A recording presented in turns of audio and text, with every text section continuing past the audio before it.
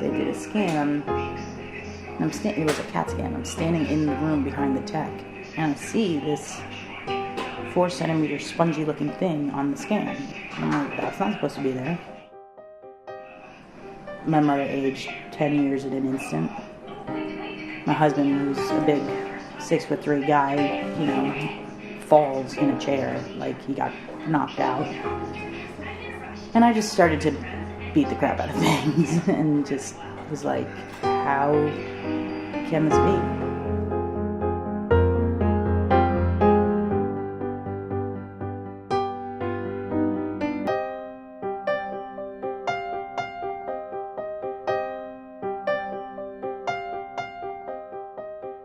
And it was absolutely heartbreaking, but I remember also having a small sense of relief because we had a name to it. We knew what it was. And if it hadn't been that, they wouldn't have had any idea what was causing it. They wouldn't have had any sort of guidance at all of where to go and what they could or couldn't do. We fell back into living and just tried to shut out that part of our reality and just did what everybody wants to do as a family with their kid. In some ways, by going back to living and ignoring everything, it made it almost worse to have to consider that there was something coming at us. Sammy got a cold. It just seemed like he just started to have a little less resilience to things. His color was starting to get a little wonky. He would be able to beat back the cold, and then shortly after, 2 or 3 weeks later, it would come back.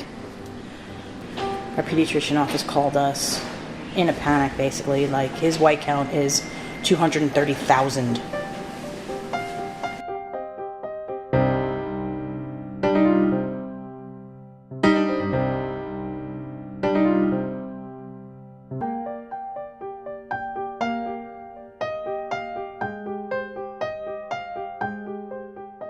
He's an FA kid. He's got leukemia. Where do we go? What are our options? It's probably one of the most amazing things a doctor has ever said to me. You're not a doctor. You're not professional medical people. You're not trained to know the science, and you don't have to be. What your choice to make is, who do you trust? Who in your gut is the one that you feel is the right person and the right place to make those decisions?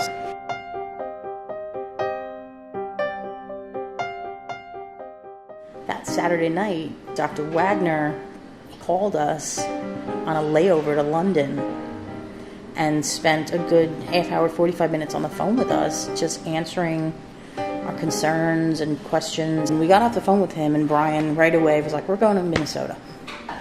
We got here June 11th. They did chemo treatment, which they've used before on FA kids with success, and they were able to bring him down to under 5%, which nobody expected. Then we started our BMT prep, which is a week of chemo, which basically annihilate the marrow and make it an empty bone, essentially, just wipe everything out. And then we did our BMT.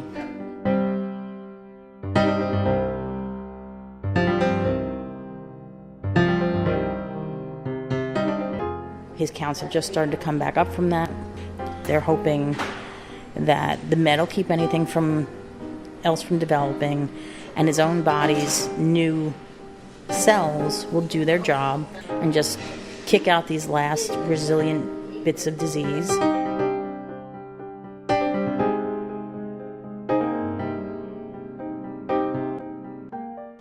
We made a huge decision through all this to move to Minnesota and to be here.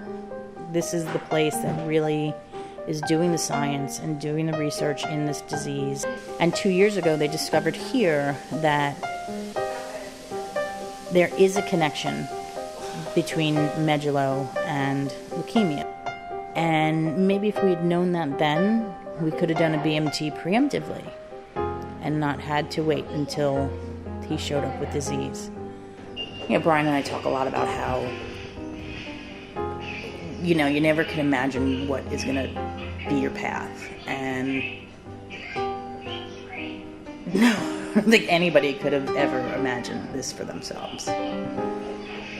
It's crazy, but at the same time, we can say how grateful we are and how blessed we are, because we have him and we have each other, and we don't, with losing the rose-colored glasses, you gain, the knowledge of what is really important and what really matters.